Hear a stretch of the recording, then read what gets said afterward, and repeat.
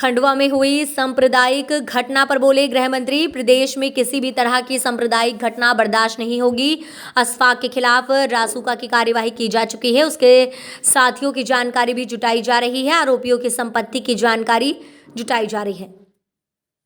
राहुल गांधी प्रियंका गांधी के मध्य प्रदेश दौरे को लेकर बोले गृह मंत्री नरोत्तम मिश्रा, यूपी में दोनों भाई बहनों ने चुनाव प्रचार किया था, तब केवल 2 सीट ही मिली थी। कांग्रेस के झंडा लगाओ अभियान पर बोले गृह मंत्री, कमलनाथ जी का सबको पता है, वे केवल आदेश ही जारी कर सकते हैं, उनके आदेश का कांग्रेसी भी पालन नहीं करते हैं, इस आदेश का कुछ नहीं होगा। कांग्रेस के बूथ मजबूत अभियान को लेकर गृह मंत्री का तंज, बूथ पर कार्यकर्ता है नहीं, फिर बूथ को मजबूत कौन करेगा।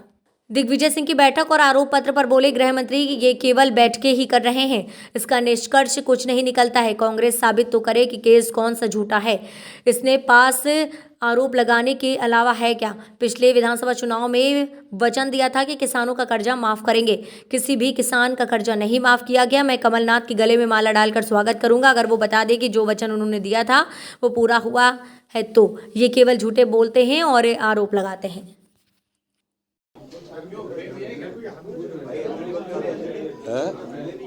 जब दिखने लगा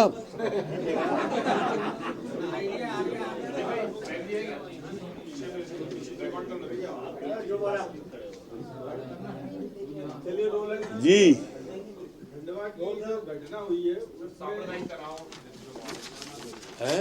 खंडवा में जो सांप्रदायिक तनाव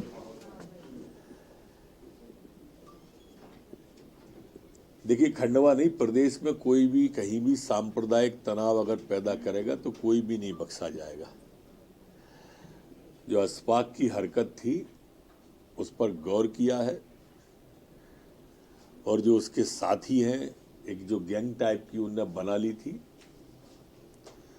उन सबकी भी जानकारी निकाली जा रही है। इनका भी रिकॉर्ड खंगाला जा रहा है, इनका अतिक्रमण का भी रिकॉर्ड खंगाला जा रहा है, और सख्त से सख्त कार्रवाई होगी।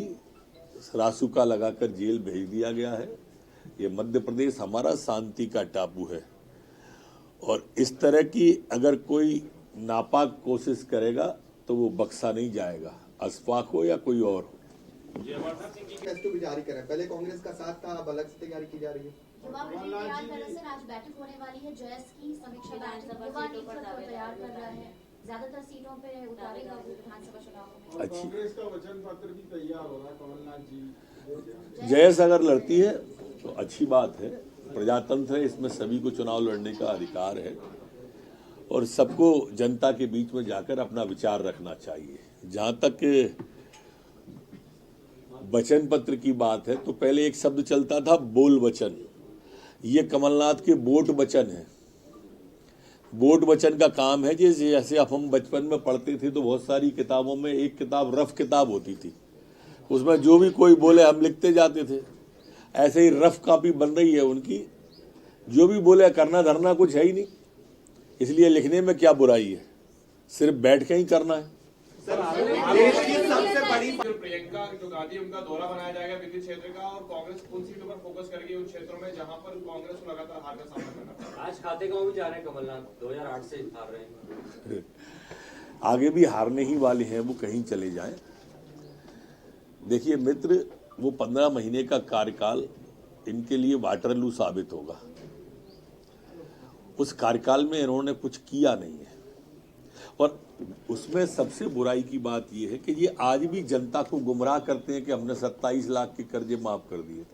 अरे भैया, कहा 2 लाख का था, 10 दिन में कहा था, मीडिया के सामने तो लाओ 10 दिन में किसका 2 लाख माफ हुआ, एक को लाओ ना।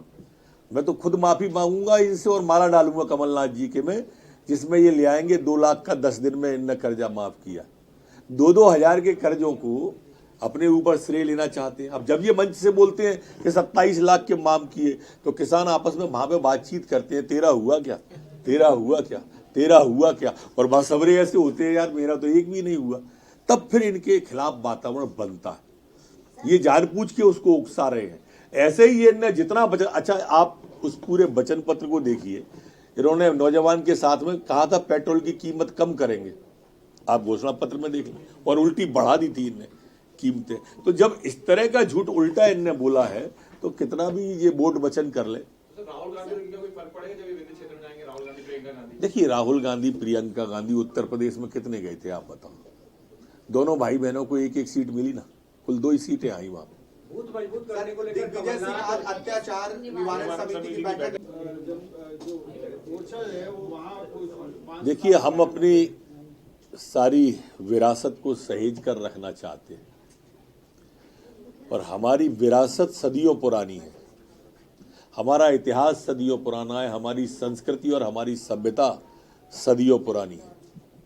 हम कोई कांग्रेस की तरह नहीं है कि सुप्रीम कोर्ट में हलफनामा दे दें कि राम सेतु है ही नहीं, राम रावण यद्दु हुआ ही नहीं, रामायण काल्पनिक है। और उसी को जब नासा के वैज्ञानिकों ने कह दिया कि राम सेतु है तो सारे लोगों ने मान लिया, कांग्रेसियों ने मान लिया। ये कांग्रेस की मानसिकता है। हमारे यहाँ तो ओरछा के राम राजा का पूरा आज आप सबने देखा भी होगा जिस तरह से विरासत निकल के आई है। कल के अखबार में हमारे दतिया का सतखंडा महल और बाकी चीजें दिखाई थे। मध्य प्रदेश में भी संपदा भरी पड़ी है विरासत की और देश के अंदर भी है।